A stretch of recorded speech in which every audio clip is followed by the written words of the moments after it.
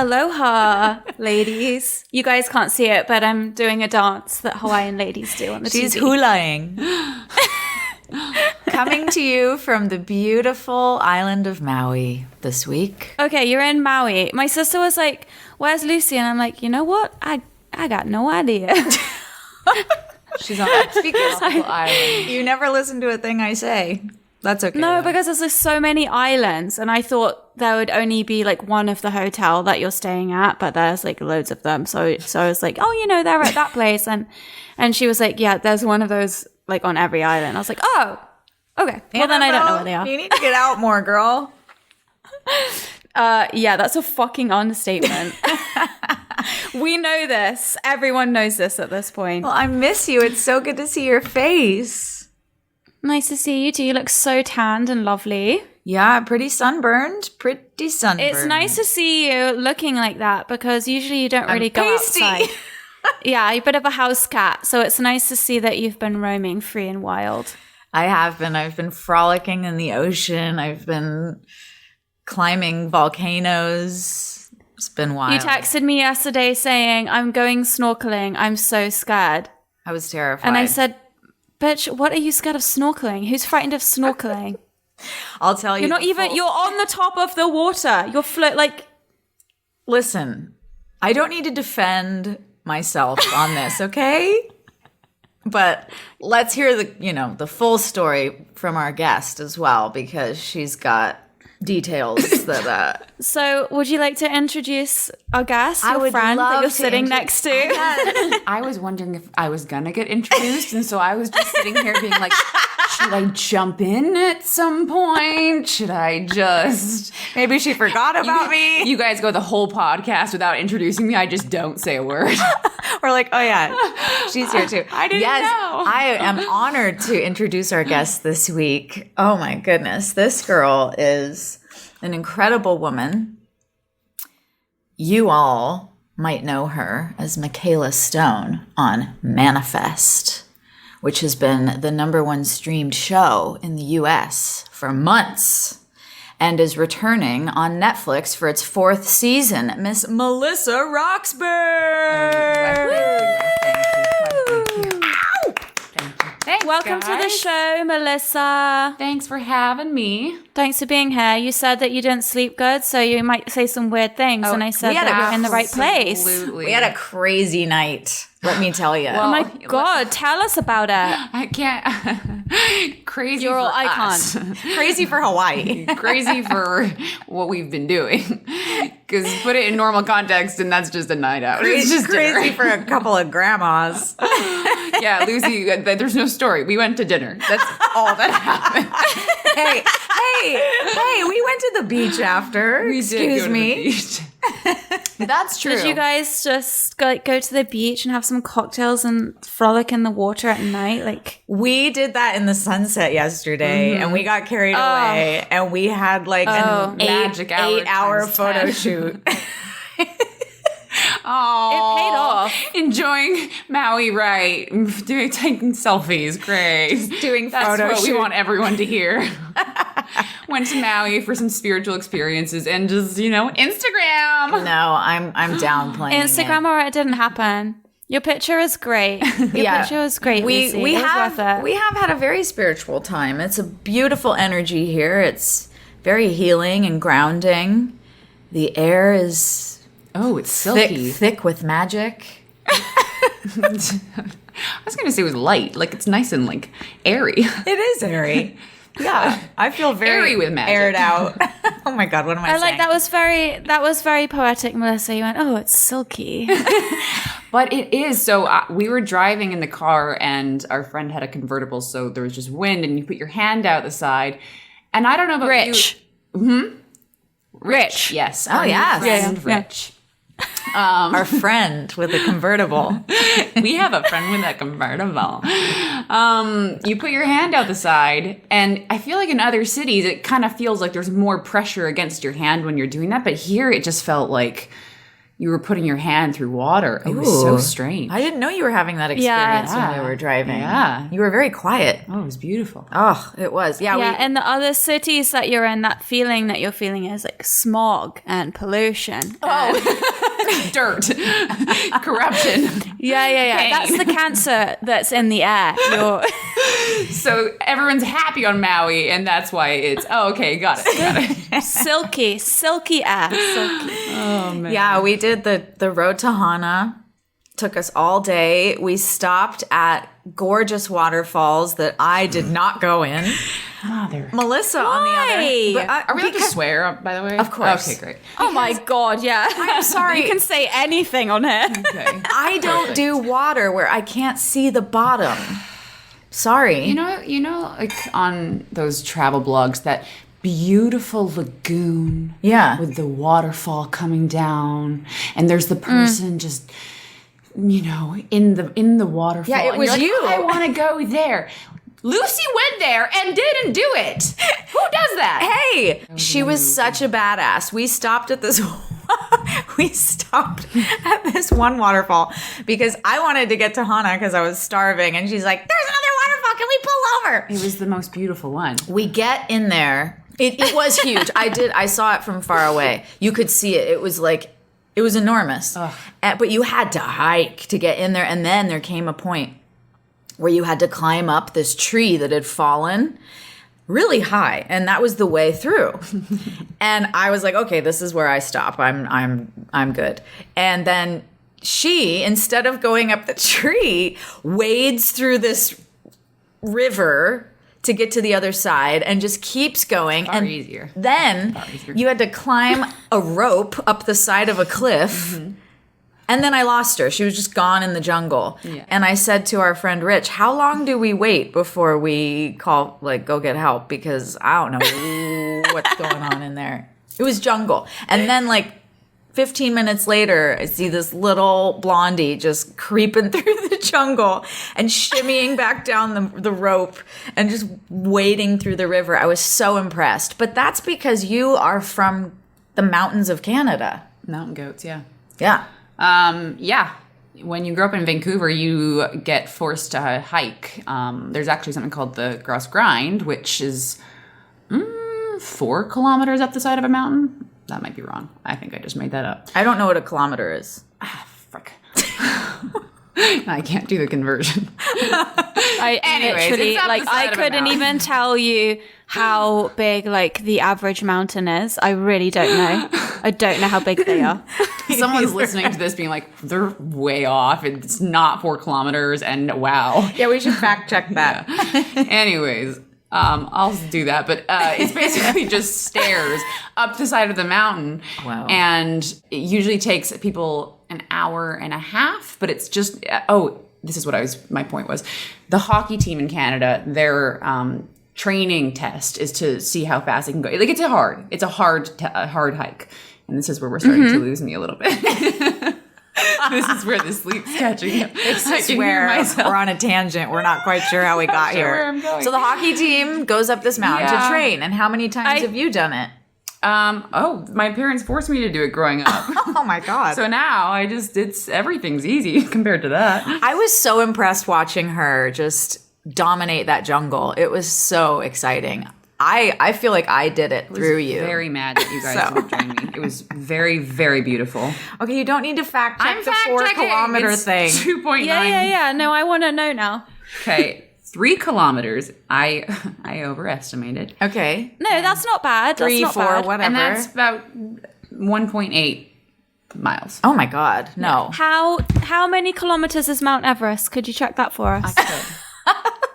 Because I feel we should know this. Now that we're having this conversation, I'm like, I've got no idea how big a mountain is. I know. Are you me planning too. on climbing Mount Everest? I would never climb a mountain. You better start training, Annabel.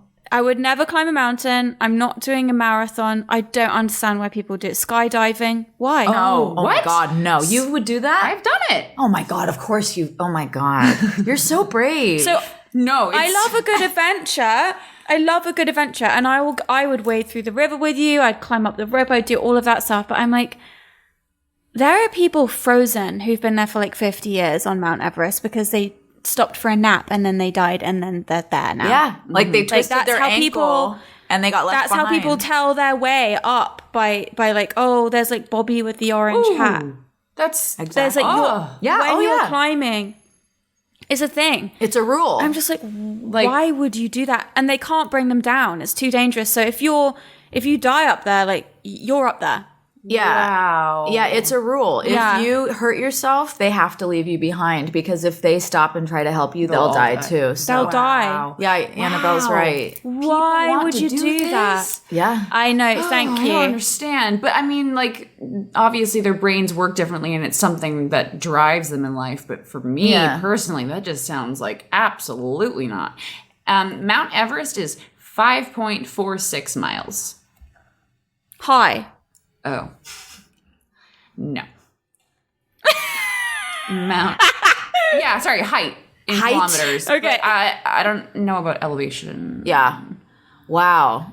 So the trip's really not that far up Everest. But it's just like, It's just harrowing. Yeah. Wow. no thanks. Anyway. 29,000 feet, it says. Yeah. We could be totally off, but anyway, that's what Google says. That's high. It's a pretty big. Yeah. So we went snorkeling, which is what I'm proud of because I jumped in the ocean. Nice. Good job. You actually jumped in first and left me when we were supposed to jump together. Just gotta jump in. But I was you dilly-dallying. did, and then some weird confidence overtook her. Yes. And off she went. I was like, oh. Away from you. I was out in a region where there were no other snorkelers. I know. I turn around. I'm like, I need to be there for her. She's probably struggling. What the heck? Where is she? Under the water, just like playing with the fish. Oh, okay. Well, once I realized that there weren't any sharks. Yeah, that I could see, but I kept looking down to shark check. You know what's funny? I was going to bed last night, and we have an underwater disposable camera that we took pictures in, and I was like, we didn't see any sharks or anything. I'm so happy. But what if we develop the film? And then in the back of one of the photos is a shark. Like, how? Ah! That would be amazing.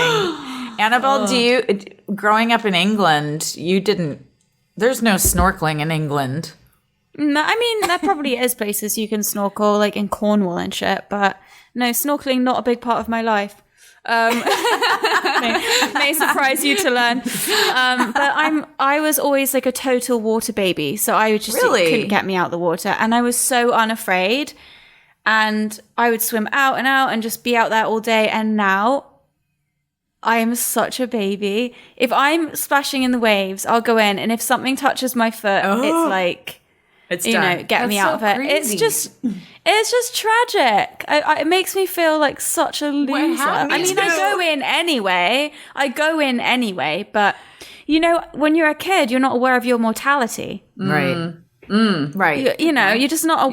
You're not thinking about those things, and then the older you get, you're like, oh yeah, fucking hell, like a shark really could just snatch me up from this wave. Yeah. And then you picture it in your head and you go, yeah. You play out the whole thing. Yeah, and it got to the point where it was like, even in the pool. Even in the swimming pool. Me too, Annabelle. I'm like, I can't. I'm like, is there a shark in here? Me too. I know, my imagination goes crazy. I cannot go in a pool. Haven't you close seen? My eyes.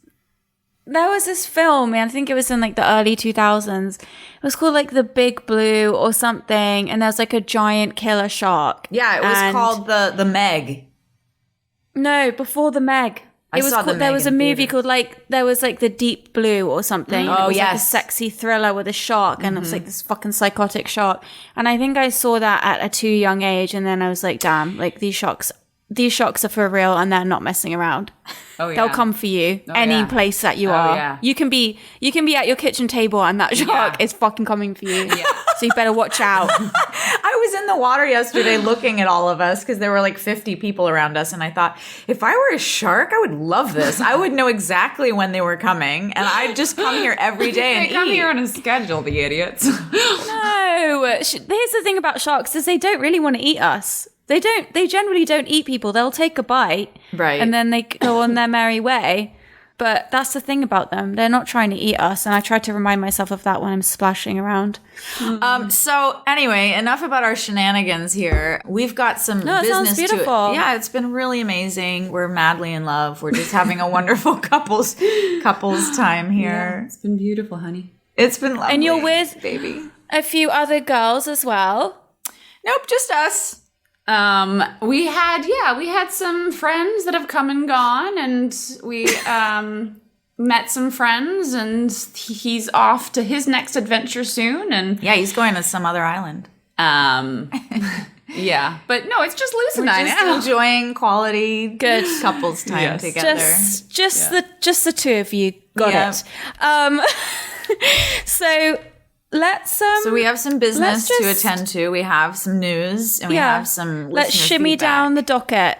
Yeah, let's shimmy down the docket. Okay. So as always, listeners, we've got a guest today, so there's going to be no from the desk of, because who fucking cares when we've got a lovely guest I to chat know. to We have instead. Melissa Roxburgh here, for fuck's sake. I'm sorry. Put everything on hold. We have TV star, Yeah, Netflix That's queen, right. Netflix queen. Melissa Roxburgh. And we want to know answers to many questions. We want to ask her all kinds of questions, but first I have a question from a listener for you, Lucy, and a bit of listener feedback. Oh, for me. I was so confused there. Yes. For me. Yeah, specifically for you. Okay. So last week we talked about when somebody says to you, "Oh, you look so healthy," Yeah. and what your internal reaction to that was. And Melissa, my internal reaction is, "Oh, cool, I look fat." Interesting. And Lucy's was like, "Fuck you, you fucking cunt. Don't fucking tell me about myself. Flip a table." Yeah. If you're saying I look healthy, it means I looked bad before. And I don't need you to tell me that. Not happy, healthy. Healthy. If someone comes up to you and healthy. go, "Oh, you look really healthy." What's your reaction? Kind of a mixture of both of yours. It's like, oh, well, one, did I not look healthy before? And two, yeah, fuck you. I've got a little extra cushion. Get out of here. Yeah. I feel like it's the kind of thing that like a vet says to a farmer about his heifer, like, "Oh yeah, she's looking healthy. That's great." And it's like, all right, for thank slaughter you. Yeah, she's ripe. Oh my God. But in response to that, we had a question for you, Lucy, which was from Brianna, who agreed with you.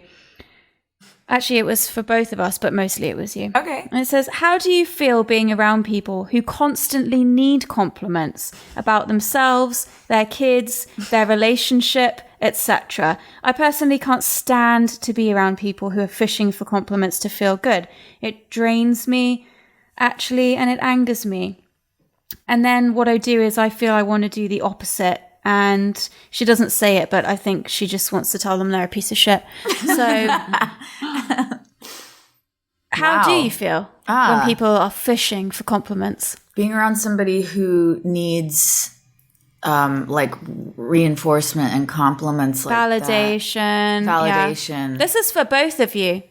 Yeah, that's interesting. Melissa and I were actually just talking about that last night as we were laying under the stars on the beach. Looking at the shooting stars and Yeah, we were, wow. So, that comes from insecurity and not being grounded in who you are. And that's hard for me. I'm really hard at placating that way. So I usually just don't, which makes them not want to be my friend.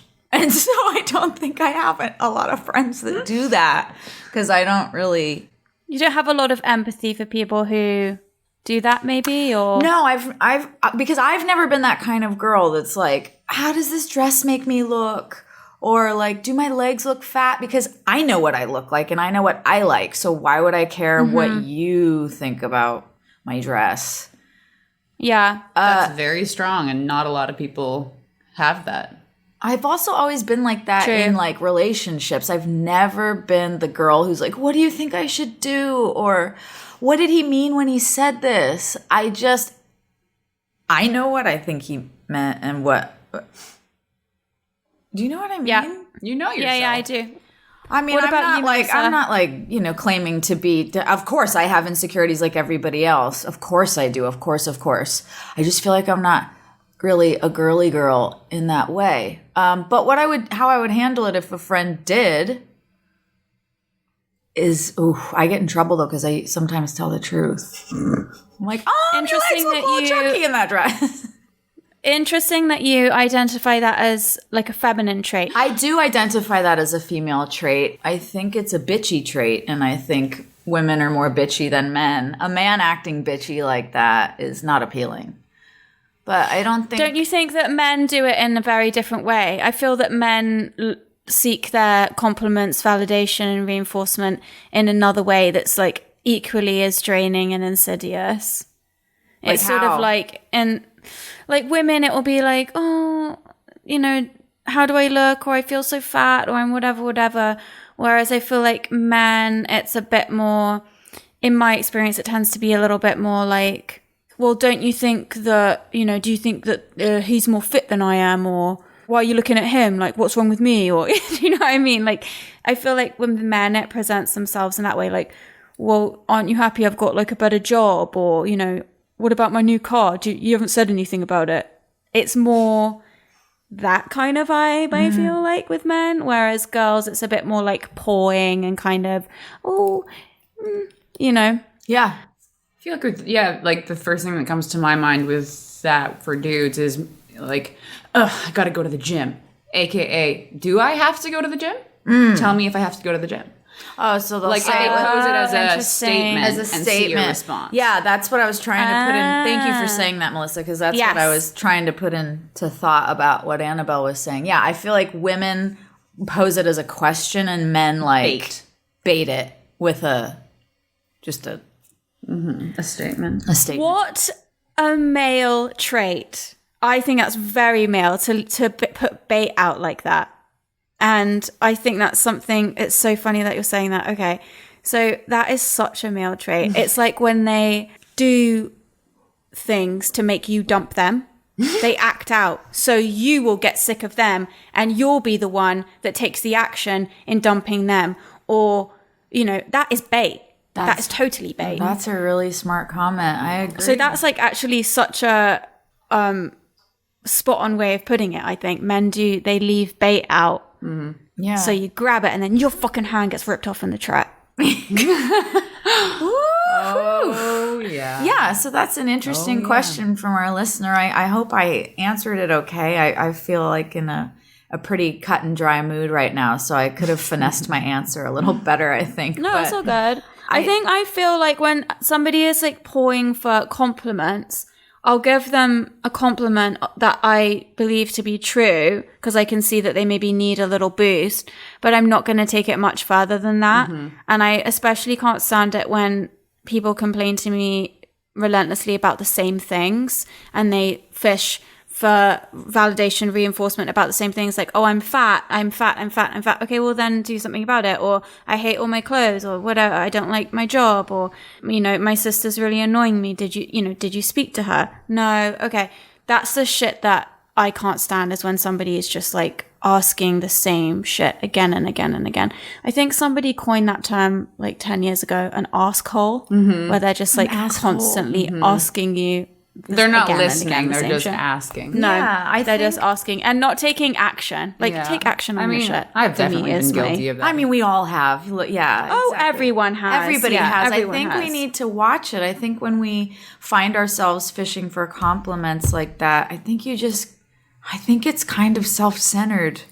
I think it's like having your head up your own ass. And if you were focused outward and on other people, you might not be so hung up on.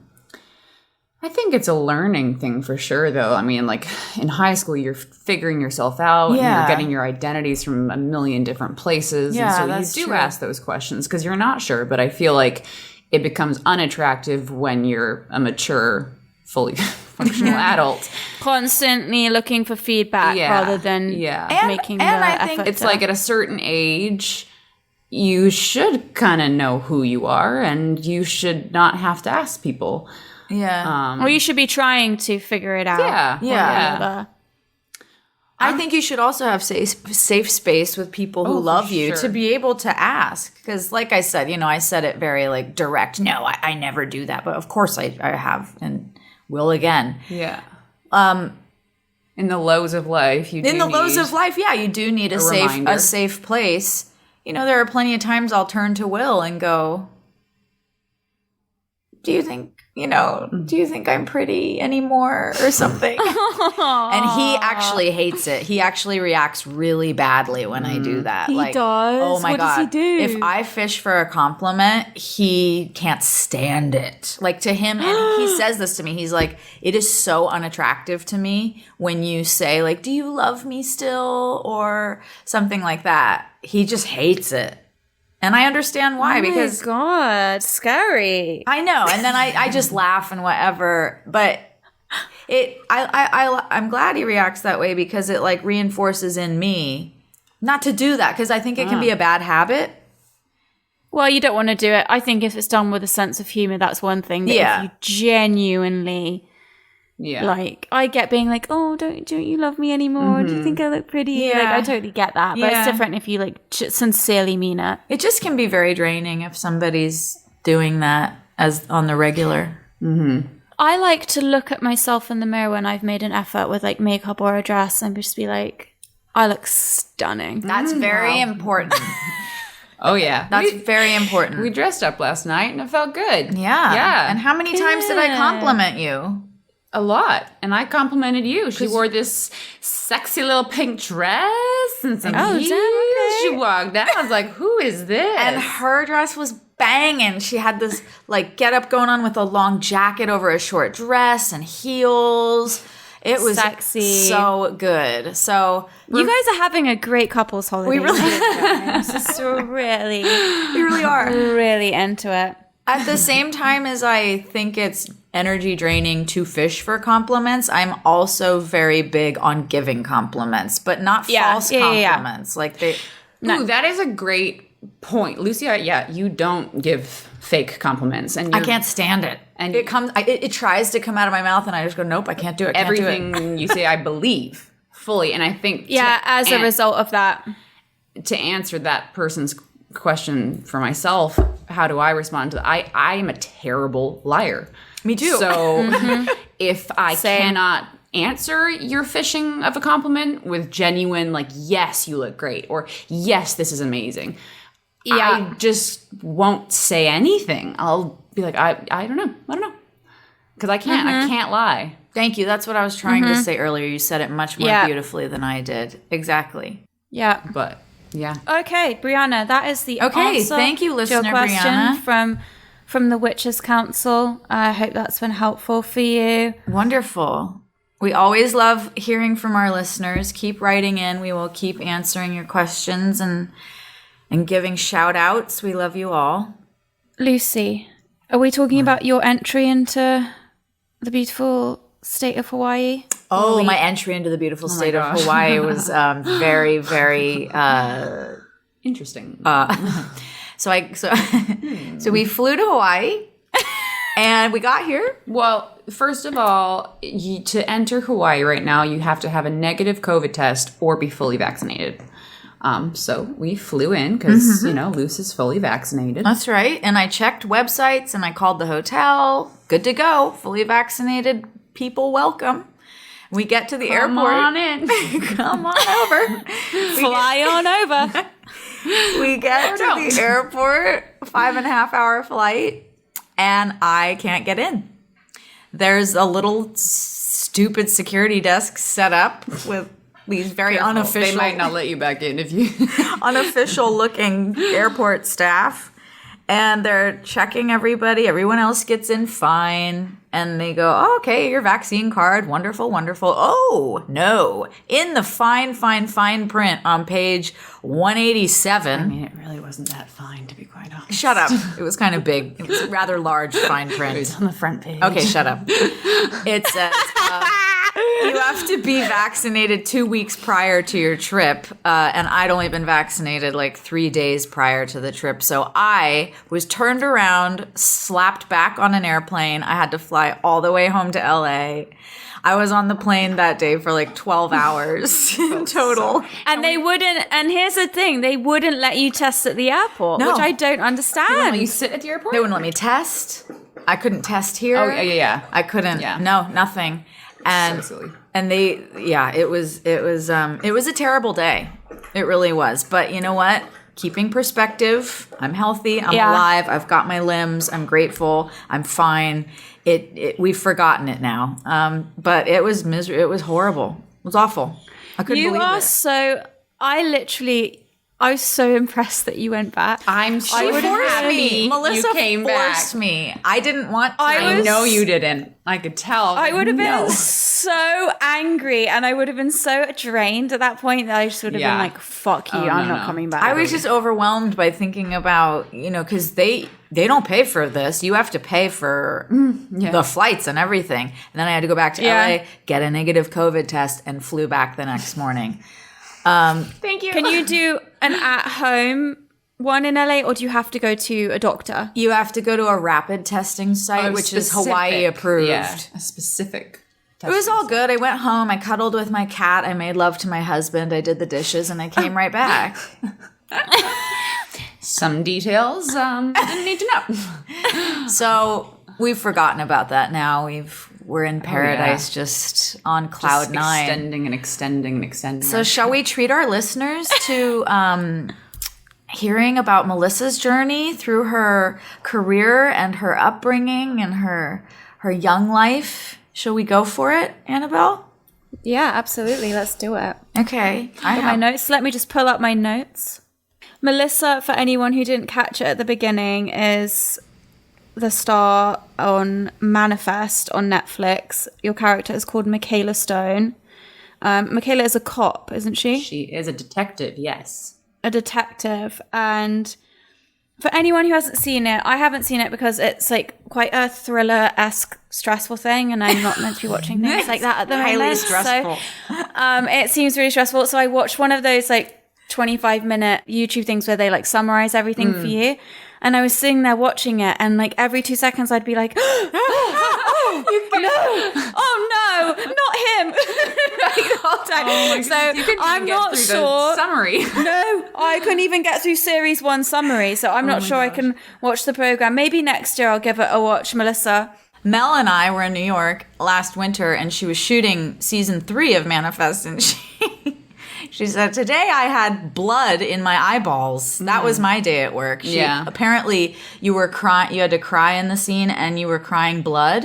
Yeah, so for anyone who watches the show and knows that we have these callings, and that was a calling. Sounds terrifying. Yeah, so I was experiencing someone else's blood, and I saw blood. Wow. So the premise of the show, right, is that you are on a plane. Yeah. You get separated from your family. Some family take one flight, you take another flight. And you're on this plane. You go through some turbulence. And then eventually you land. You took off in 2013. You land in 2018. Something like that, yes. Yeah, You probably right? know the number. Yeah, yes, yes. Yeah, they've been missing for 5 years, and they had no idea. They didn't know. So you get off the plane and you get briefed by a federal agent who's like, you guys have been gone for 5 years. And you're all looking at each other like, what the fuck? You go home, mom's dead. Lovers have moved on. Yeah, your fiance's dating your best friend or something. And like all of this shit's happening. And basically it's kind of like a Lost type. It's like a supernatural kind of like thriller thing where you guys have almost been like touched by this gift, and the whole series is like figuring out what the vibe is. Yeah. And you start hearing voices in your heads, and you all start getting called from all over the world to do certain things. Heroes was that the show? Where they were like superheroes. So it reminded me of that a little bit. And it's just like mystery, intrigue, death, and all these kinds of like exciting, like high octane things happen. And you are a main character. She's the hot And babe lead character who just runs She's around the- kicking ass. Crying. Blood coming out of her She's eyeballs. the hot babe. Yeah, there was lots of crying for Yeah, you lots of because it crying. seems like it's like your character cannot catch a fucking break. No. That's the story of my life. Yes, I'll just brush over that one. For your own good. You don't want to get me in an inquiring mood. Oh, God, she'll bust you wide open. Oh, but I really will. So anyone who hasn't seen it, that's the vibe. And your show got cancelled, but then you came back because you became the most watched show on Netflix at one point. So they were like, I guess we need to bring it back. That must have been exciting. It was the craziest. I mean, even from day one, it's been the craziest battle for our show. We're like the little engine that could. Is that the thing? Yeah. So Manifest, the pilot got picked up, but it was the last pilot to get picked up for NBC because we were a Warner Brothers show. But it still just kind of felt like we were the scraps at the end. But it wound up being a great first season. Our numbers were amazing. Lots of people watched. And then season 2, NBC moved us to mid-season. And I mean, these days it means nothing. But, 10 years ago, back then, in the old days. In the pioneering days of television. Because I've been doing this for so long. It kind of meant you're not wanted anymore, or not wanted as much. And so we got moved to mid-season, and we're like, oh, ow, my little ego. That didn't feel good. And then that season did all right, and then COVID hit. And I think, maybe our numbers were fine, but COVID helped us come back because they needed content because nothing was being made. So that rounded our 3 seasons. But every year we just felt kind of like we're getting more and more shafted until finally we got canceled. And, for whatever NBC's reasons on that were, money, politics, I don't know. But we were not supposed to go to Netflix. We were supposed to just be canceled because our story wasn't finished. And no one wants to buy an unfinished story. Like, who's going to want to watch that? Oh, okay. Somehow, it's a mystery just like the show itself, we wound up on Netflix. And so I texted my boss and I was like, hey, I thought we weren't on Netflix. And he goes, we're not. And I said, turn on your TV. And he goes, what the heck? And then he calls our producers. He's like, did you know we were on Netflix? They're like, no. To this day, I don't know how we got on Netflix, but we did. And I'm going to assume that you got sold off, basically. They were like, we're not going to do anything with the show. Here, take it and stream it, because they can probably make money that way. Well, but the point from earlier was that Netflix didn't want to buy it because it was an unfinished story. But I don't know what backdoor deal happened or whatever, and maybe I'm blowing the company up by saying so it went to number 1. I doubt that. It then became the top streamed show, and it stayed there. But there's even more like speed bumps along that too, because we wound up in the top 10, and we're like, this is great. Maybe Netflix will pick us up. And we stayed in the top 10, and we had a conversation with Netflix, and they were like, just no for right now. No.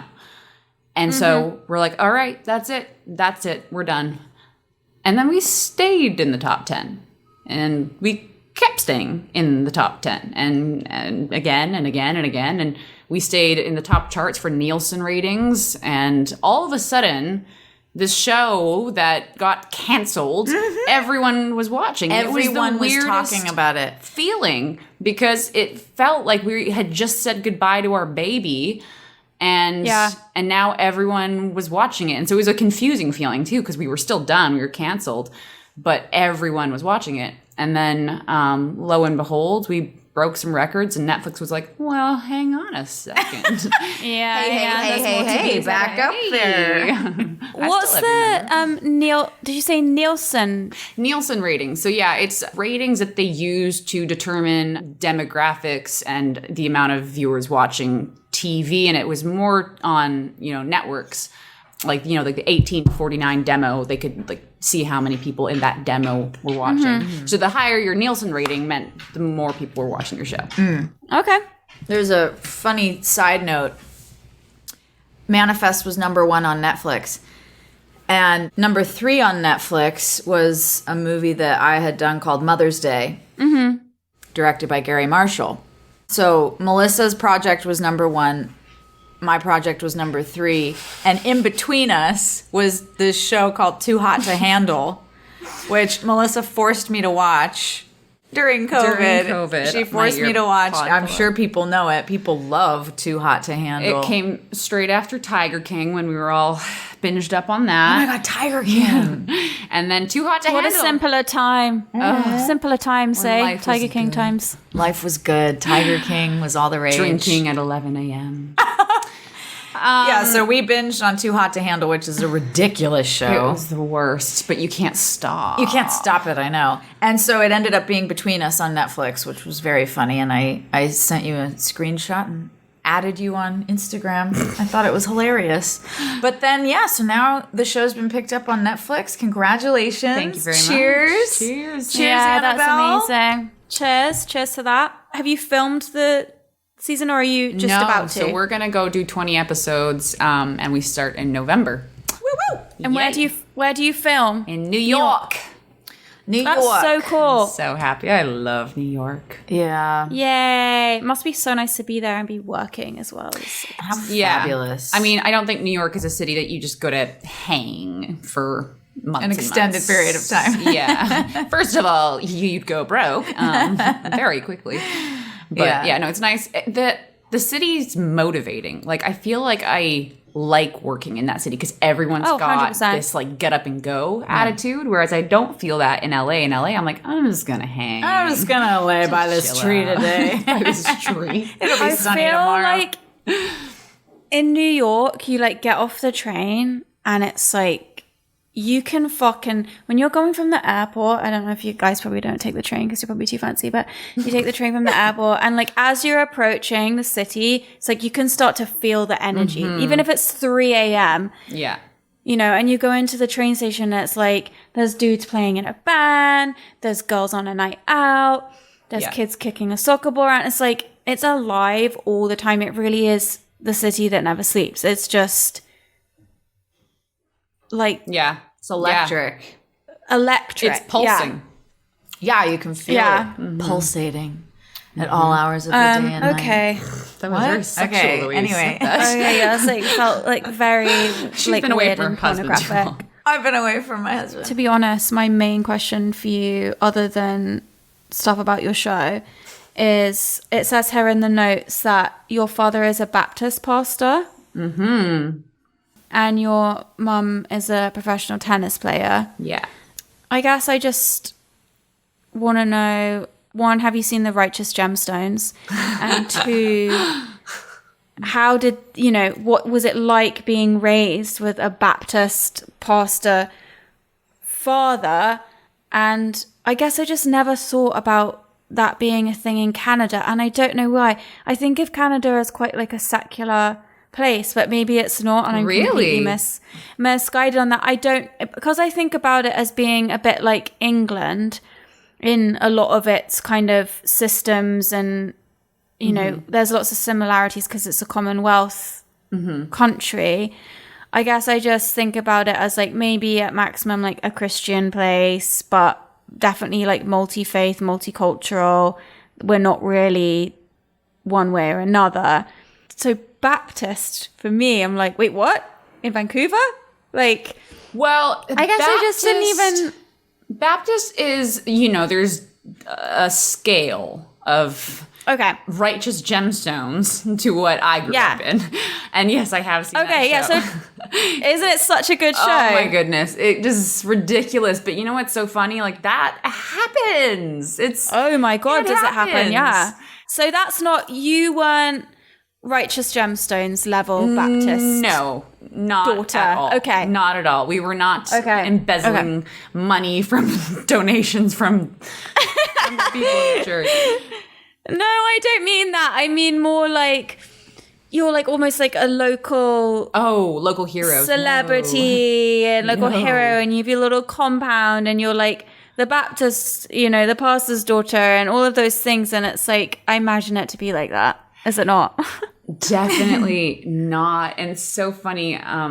We went to a private school, so like a Christian private school. And so if that's what you're picturing, like because it's a Christian school and I'm the pastor's daughter, everyone's like, ooh, it's the pastor's daughter. No. It was like, there's the pastor's daughter, run away. Because, I mean, I don't know if you guys know much about like Catholic high schools or Christian high schools, but no one wants to be godly there. No. Well, that's okay. I take that back. No, I know what you mean. Everyone's a little bit more rebellious towards it. So I was not the fan favorite. Wow. To say the least. Because also, it's also, I feel like it's probably like when you're the headmaster or the headmistress's daughter or son, it's like no one wants to fuck with you because they think that you're just going to go home and tell your mom or your dad about like what everyone's doing. 100%. But no, our Baptist upbringing, it was very low key, but lots of singing, and it's been a process for me becoming my own version of what I was taught. And Lucy and I were talking about this last night. When you're taught something as a child, you believe it in some way, shape, or form for the rest of your life. Even if you fight against it for the rest of your life, it's still there in you. And so, you know, being raised that way, it'll always be with me, and I still believe in God and pray to God. And do you attend church? I don't. And that's the part that there's something about church that makes me angry, and I don't know what it is. Our church went through a lot, and a lot of pressure was put on our family, a lot of stress on my dad, and maybe subconsciously it was just seeing that stress affect our family that made me go, why? Like, these guys aren't great. This is what they're doing to my family. I don't want to go. God, that's like being in rock and roll. Hell yeah. It's the same experience we've had in a way. Interesting. Yeah, very much so. Yeah. But to this day, every time I try and go back to church, there's just something. And I don't know if this is me just judging it. And I was, again, talking to Lucy about this last night. Like, I don't know if it's a me problem now, but it feels fake sometimes. And I know that that's a mass overgeneralization because there are people who genuinely believe and pray and worship and are good people. But then there's the ones that aren't. And yes. that smell is repulsive. And so, I don't know. I think, you know, as a kid, I remember once we used to get to go backstage at Disney and Universal and all that stuff because my dad would play a gig there or we'd be in town and they would invite us and we would get a guide and we'd get to go to the front of all the lines and given special treatment and lunch in a special place and blah, blah, blah, the whole thing. And to skip the lines very often, you'd go behind the scenes at the theme park. And I remember as a very young child being behind the scenes at a theme park and seeing Mickey Mouse with his head off smoking a cigarette, and it was like a Mexican woman. And I think when you've seen Mickey Mouse smoking a cigarette with his head off, Disney doesn't really have the same magic anymore. And Annabelle, that is so funny and so powerful. You know, and what you're saying. The image. And I think about it a lot, and I'm thinking about it now with what you're saying is that, you know, unfortunately, and another brutal thing, which I love to say that makes everyone recoil is no one wants to see how the cow is slaughtered. Yeah. You know, they just don't. And that's what we three have seen, us in entertainment and you in the church. You saw what does go on behind closed doors and behind the scenes, and you're clearly, from what you're saying, your family underwent a lot of stress, and I'm not surprised it doesn't make you feel like you want to go to church. I don't think I would want to go to church. I literally have no desire to ever go to Disneyland again. Wow, that's really powerful what you just said about Disneyland. Well, I do. I'm going next week. What? Oh my God, are you going with Will? Oh, I might go alone. Oh. Love a good. I'm just joking. Come on, guys. So I'm interested. What? I mean, a movie alone or Disneyland? A movie, Disneyland. Oh, Okay. Disneyland alone. That's a little psychotic, actually. Yeah. That's like sociopath vibes. I don't think you should do that, babe. Just Lucy screaming alone on a roller coaster. Sociopath vibes. Oh, man. Wow. So how the heck, excuse me, I won't curse because we're talking about religion right now. How the heck did your parents meet with your mother being a tennis player? That's so interesting. Yeah. Her parents went to his parents' church and they became friends. And then they wound up dating, and they both lived in England at the time. And then they moved to Chicago. But that's their origin story at church. At church, wow. So were your grandparents pastors as well? His dad was a pastor, but her side, my grandpa was actually one of the main pilots for Concorde. Oh, wow. Yeah, so that's pretty cool. He got to fly the Queen. amazing. He got to meet a lot of people. I want them to bring that back. I'll go on it. They are doing it? I want them to. I mean, they talk Elon about Musk, it all the I'm sure, time. he doesn't even have pods that are shooting underwater or something. Oh my God. I don't know what that I motherfucker's can't keep up doing. to with that man. I haven't talked to him in a while. I don't know what he's up to. Yeah, he's in space. We'll talk to him when he's back. Yeah. You have two sisters and a brother. Have any of your siblings gone into the church? Gone into the church. I mean, yeah, we all still believe in God. I think my older sister still goes to church. And my younger sister is kind of along the same lines as me, questioning things, figuring it out for herself, still believes though. And then my younger brother does still go to church. Okay. Yeah. And is it sort of like problematic in your family that you're questioning things or trying to find your own path? Does it cause issues? Oh, yeah, it for sure did. When I was like 16, 17, I was also going through an eating disorder at the time. I was a typical teenager. Annabel shares about her eating disorder in the past as well. It's a fascinating thing to go through. Yeah, so not weird. in like a good way, but it's like coming out of it. No. When it's like your brain changes the way you see things. It's crazy. It really does. It's actually, when I try and explain like what true body dysmorphia is to people, they can't believe it. Like when you look in the mirror or you look at yourself and you see something which is not there. Yeah. Like I'll look at girls and be like, that's what I look like, isn't it? And my friend or my sister will be like, are you fucking on crack? Like, that is not what you look like at all. I did it the other day. I was like, oh yeah, that girl's bum's like mine. And my friend was like, what are you talking about? That's nothing like you. Mm-hmm. The way you see yourself and the way you see food and the way you interact with your body in clothes and your body in relation to other people becomes so strange. I remember I got down to 92 pounds.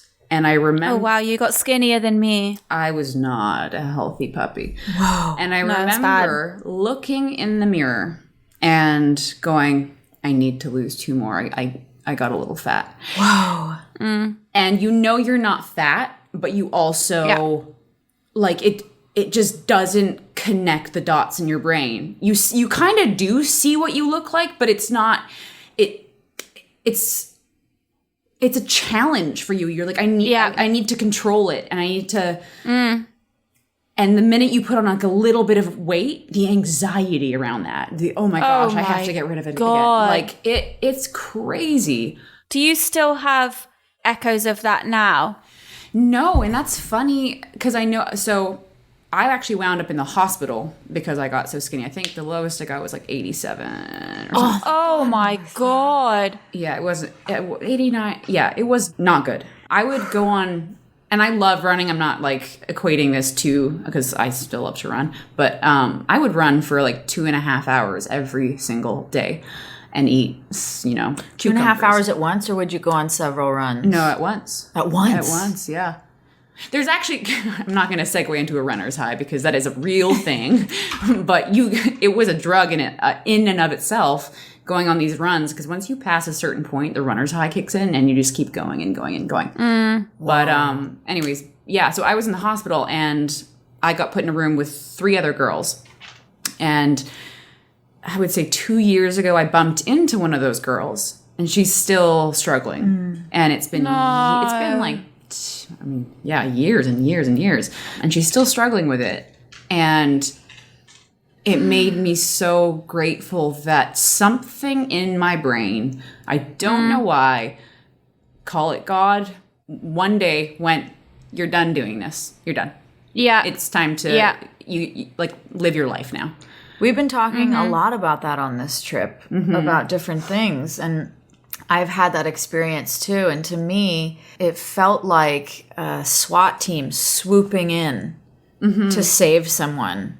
I've had those moments where, your brain or God, whatever, just goes, and we're done with this now. Yeah. And this is done. Yeah. Right now, right this second. I wonder what that is. I wonder if it is, God or spirit or whatever, or if it's your like backup survival instinct in your body that's like a own computer setting. It's like like the spare final tire in the car. Oh, it's like the final thing that's like, okay, this is the last one, and I'm gonna trigger this response now, and if this doesn't work, then Did you have that, Annabelle? how did you get out of it? for me, I was trying to get out of it for a long time, and I couldn't get it off of me. And then as I was coming out of the anorexia, I then became bulimic because I started eating, and then I was like, oh God, I'm eating. So I started throwing up and binge eating and all of that, just hideous. Yeah. Binge eating is just like the worst. Like, it's worse for me than experiencing the anorexia. And it was actually really sad. I was at my mum's house in London, and I had thrown up in the toilet downstairs. And my little nephew, so I get so emotional when I talk about this. I opened the door, and my little nephew was standing there, and he said, "Are you okay, Auntie Annabelle?" And I was just like, and it just stopped me. Yeah. And I just was like, this has to stop. Yeah. Wow. And that stopped me, and I never did it again after that. When I say something swooped in, there was one comment specifically that I think progressed that. And it was, do you want to have kids one day? So it's funny that a child stopped you. Yeah. Because I think it makes you realize that, like, it's not just you that you're affecting. Right. Absolutely not. You're affecting everyone around you. And, like, for adults, you're not as guilty. But for an innocent child, My mom stopped me from doing drugs with one comment like that. That's amazing you both just shared that. I was at a period in my life where I was doing meth, and I joke about it a lot, but it was a really dark time, and I was doing meth. And I had gotten really gone with it. I was high a lot, and one night I called my mom, and I was just ranting. Just on drugs, ranting. And she stopped. She was very afraid on the phone. I could hear it in her voice. And she said, "There's something in your voice right now that I have never heard before, and it's scaring me." And that was it. I stopped. I never did it again. It was that comment for me. I was like, oh, shit. My mom hears it? Okay. Well, my mum doesn't recognize me. Yeah, my mom doesn't recognize me. This is done. Whoa. Wake up. Because you are not, it's not about you. You are affecting other people. Yeah. And we forget that. We forget that far too often. With every struggle that we have, I think, not to make everything about other people, you have to take care of yourself. Of course. And, it's like, other people are there to support you and love you and your friends and your family and stuff. But it is really good to be mindful that your actions are, have consequences, essentially. And we were talking last night, Melissa, I said, we were talking about how God speaks through us to each other. And those instances that we each had, your little nephew, the person who said that to you about having kids, do you remember? She was a therapist at the hospital. The therapist, my mom, they saved our lives. That was a huge gift that they gave to us. They'll never know that was the turning point for us. But how often are we the turning point for someone else and we don't realize it? So an interesting thing happened to me on this trip. I was getting a massage, and the lady, says, turn over, I'm going to start on your back. Or turn over, I'm going to start on your front. And she starts massaging me, and then she kind of just places her hand in the middle of my chest. And she doesn't massage, she just holds it there. And I started getting really emotional. And she just leans in, and, I'm going through something at the moment. And she leans in and she goes, everything is going to be okay. Oh, God. And then she holds it there for a little longer. And I take a deep breath, and then she starts massaging me again. But it was just like the weirdest, out of nowhere, this woman who does not know me at all. I haven't even said anything to her. I'm face down on her table. And she felt something, or God was like, hey, I need you to tell this person it's going to be okay. And it's just, that woman will never know what she gave me that day. Yeah. Have you done body work before, like with like Reiki and stuff? Yeah, Reiki and massage. There are people that kind of integrate all of it together. Is that something that you've done before, or was that your first experience of kind of that? Well, no, I get massages all the time. I love massages. But it's the first time I've ever had someone do that. Like, speak to something that was going on for me without any context, any information. It just felt like she's been with me through all of it. Yeah, like some kind of divine intervention moment, for sure. Yeah, it's really interesting. I remember the first time I did like a Reiki thing in LA. Obviously, you give the woman your background and bits and bobs and whatever.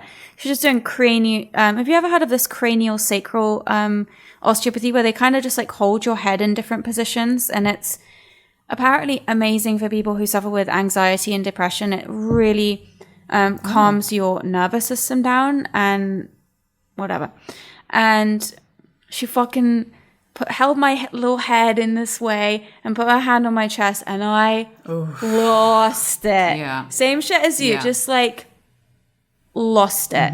And those moments are so profound, and I will never ever forget that moment. I was sobbing. This poor woman, I mean, it's her job. She knew what she was. She knew exactly what she was doing. And we went on to work together for like 8 years after that. Give me her number. But those, she moved during the pandemic to the Pacific Northwest. And I know, I miss her so much. So those moments are very real. I've experienced that myself, where you're just like, how is this happening? Yeah. Like, how do you know where to put your hand? How did you know that I needed to hear this? How did you know that this was the moment? It's okay, you're fine. And I've had a few of those moments where, there's one at the tip of my brain and I can't quite remember it, but it was a random stranger out in public who kind of did the same thing. Just, hey, you're going to be okay. Like, out of nowhere. I don't know if they said that specifically, but it was along those lines, but it was just random. And that's where I go, I believe in angels. Like, this might not even be a human being now. This might be an angel. You believe in angels? Of course. I do. I mean, we've had many conversations, Lucy and I, about this because she's, more in tune with that stuff than I am. But I fully believe that we, as humans, don't see shit. There is so much going on that we don't see, and we're not supposed to see most of the time. Sometimes we peek behind and see Mickey Mouse with the head off. Smoking a cig. But for the most part, I fully believe that, there's energies and warfare, good and bad, that we're not privy to. absolutely. Yeah. I totally agree. In the same way those people come up to you and say it's going to be okay, there's also the other side of it too, the people that come up to you and know exactly where to cut you. Because I feel like, in believing in God, I also believe in the devil, and I believe the devil uses fear as his main tactic. And so the minute you're scared, you're not enough. The minute you're scared of losing something, the minute you're scared of whatever that person's jabbed you with, you stop operating the way you're supposed to. Mm-hmm. And he wins. So it's just interesting. Mm-hmm. Wow, that's so fascinating. I guess I've never really talked about angels before, or believing in angels.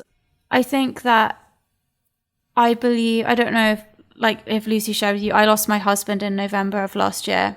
And I believe that Ryan was an angel. I think that he truly was an angel on earth. The amount of good that he did and the effect that he had in such a short amount of time, in the way that he changed my life completely.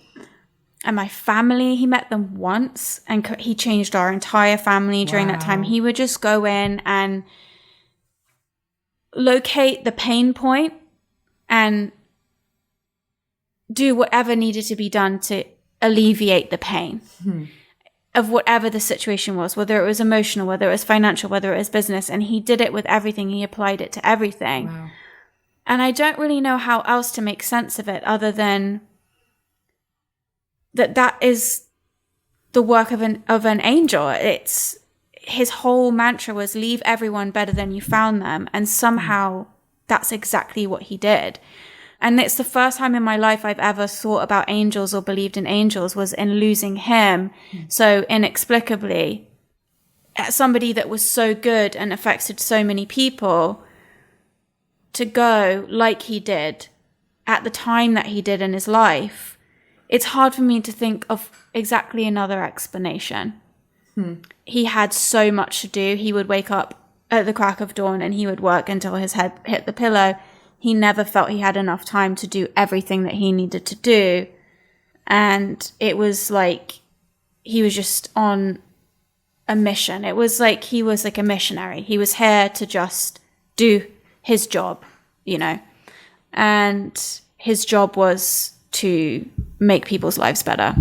So I don't know about angels other than that experience of Ryan, my husband. So it's just interesting to talk about it because I've never even thought about it really before that time. And you said that Lucy's like more experienced in that stuff, but I know that I don't think that's a valid comment. I think that you're.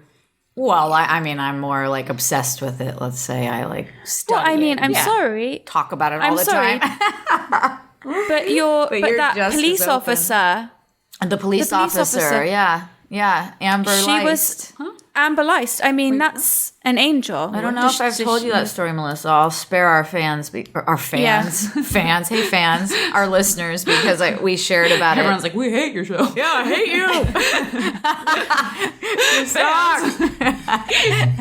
Why am I still listening? Yeah, we just shared the story about this spirit that came to me named Amber Leist, and she was a police officer. You did tell me this. And she really was an angel for me, and I consider her a guardian angel, and I speak to her all the time. I keep her close. I have her picture. She was definitely an angel in my life, but she didn't come on this planet. She came after she died. So it can be from many realms. We're visited and protected and surrounded by help at all times. And you can access it any time. They are standing by. They're standing by waiting for you to just say, hey, I need help. Hey, I don't know what to do. Hey, I feel scared. I feel weak. I need support. Show me a sign. They're right there. They are right there. I promise you. So trust that and keep talking to them. I feel I searched for angels for a long time, like before all of this and before Ryan and everything. And I never could find them. It was like it wasn't the right time or something, or I didn't need them, but I felt a searching longing for them. Like I would go and I was raised Christian and I went to Christian schools, but I've never believed in God until recently. And I would find myself in churches almost just begging for I think it's important to remember that they're not going to show up in the ways that you expect. Yeah, and exactly. I think we need to let go as much as we can of how our brain tries to categorize things and look at things, because it's not necessarily a vision in front of you where you know the exact answer of or an audible voice saying, this is what you should do. No, it's never going to be that, but you want it to be that. Yeah, of course. Super easy that way. Of course. Can't you just, appear in front of me and fucking tell me what to do? No, it's not that. It's something like, it can come in, like, for me sometimes, recently, it's come and I got so angry at it because I did the same thing, cried out to God to help me through and give me something, blah, blah. And it came in the form of every single person in my life saying the exact same thing in the exact same sentence. Wow. And it wasn't what I wanted to hear, but they all said it the exact same words. And I got to like the 7th or 8th person that said that, and I was like, okay, God. Okay. Fine. I hear you. Exactly. And it's not going to be comfortable. It's usually going to be something that is intensely uncomfortable, but it is what is necessary for you to reach your highest good and your highest potential. That's not an easy road. That's why people don't want to reach out for help. They'd rather just stay the way they are, because to change and get the help that you're asking for is going to require going out of your comfort zone. It's painful for you. You have to agonizing, unravel every bit of your ego that you think keeps you safe and jump in the water. Yes. Bringing it back. Exactly. What a beautiful conversation. I love this. We could continue this. We could do a whole other episode on this. But Melissa and I have to hit the beach right now, so. Oh my God, yeah, do it. Let's leave everybody with the beautiful angel talk and see, write in, listeners. Let's hear your feedback. Do you feel angels around you? Is this something you think is correct? Do you disagree with what we're saying? What are your thoughts? I would love to know. This is really interesting. Thank you, ladies, for taking time on your vacation to shoot the shit with me. Annabelle, we wish you were here. We really wish you were here. You can come back anytime if you enjoyed it. We're here every week. I don't know if your fans want me back every week, but it was a good chat. Your fans will love it. Somebody somewhere will love it. Yeah. It's going to be for somebody. Your fans may not like me and Annabelle, but you can... Anyway, Annabelle, we wish you were here. You are on the beautiful beaches of California, so we are waving to you across the Pacific Ocean. How long are you guys going to be there for still? We're not sure. We're playing it by ear. This keeps love extending. it. Oh, I love that energy. Lucy, I'm proud of you for taking the scenic route. Oh, Annabelle, thank you. That makes me emotional. You're doing it. It's really good. I'm really proud of you. Yeah. It's been amazingly healing, and I'm so grateful for both of you ladies in my life. I was sitting here watching you two talk and thinking back to what a different place I was in before I met you both, and you two are surprisingly new relationships in my life. We all haven't known each other that long. Annabelle, you and I were connected, a year and a half ago? And same with you, Melissa. I met you both right around the same time when I was coming through hell in my life. And you both showed up. Now, if that's not angelic intervention, I don't know what is. Because bitch, I'm a motherfucking angel. You should know that. You're the dark angel. You're the light angel. We've got blonde and black hair going on. I feel pretty like the dark angel right now.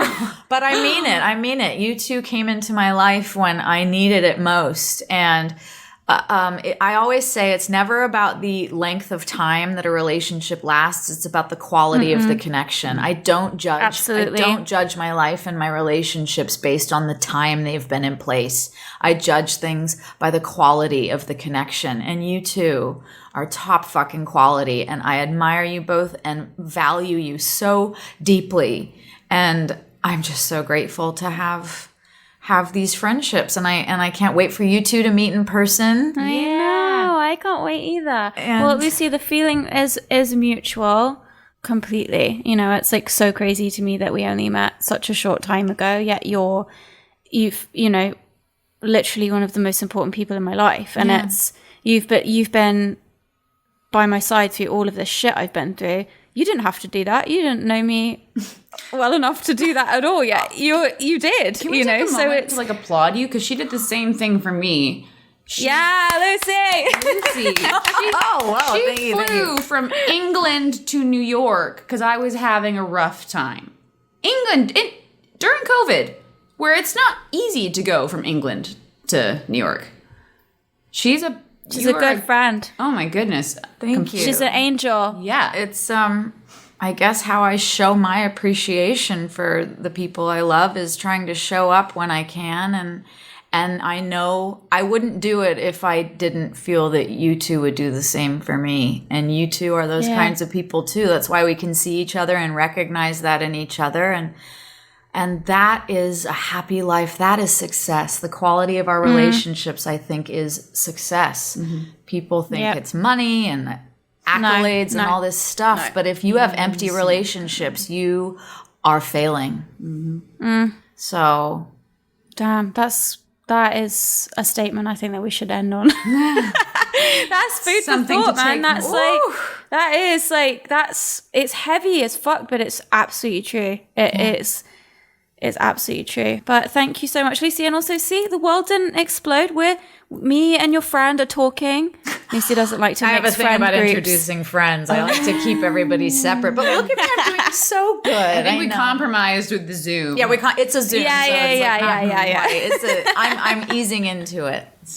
Maybe we can meet IRL when you're... we won't tell Lucy. I might go to New York at the end of the year, maybe. So maybe if you're not too busy with work... You two are going to be can, hanging out without me. No, I'm saying you should come, duh. Yeah, you're not allowed. I'll probably live there by then. So we will all Good. reconvene in New York. Perfect. That sounds Love great. it. I love you too. Thank you guys Love you too, so ladies. much for letting me talk. Thank you. letting me Did you say everything talk. you needed to say? I don't know. Is there anything else you needed to add? No. Okay, good. You guys have been great. Manifest season 4, Netflix. Get ready. Get ready, Comes world. out in 5 years. Oh my god. No, it'll be out soon. Sooner. Time is moving quickly. It'll be out sooner than you know it. All right, ladies. Well, thank you so much. Love you. Good to talk. Love you. Bye. Earth angel, will you be mine, my darling dear? Love you all the time. I'm just a fool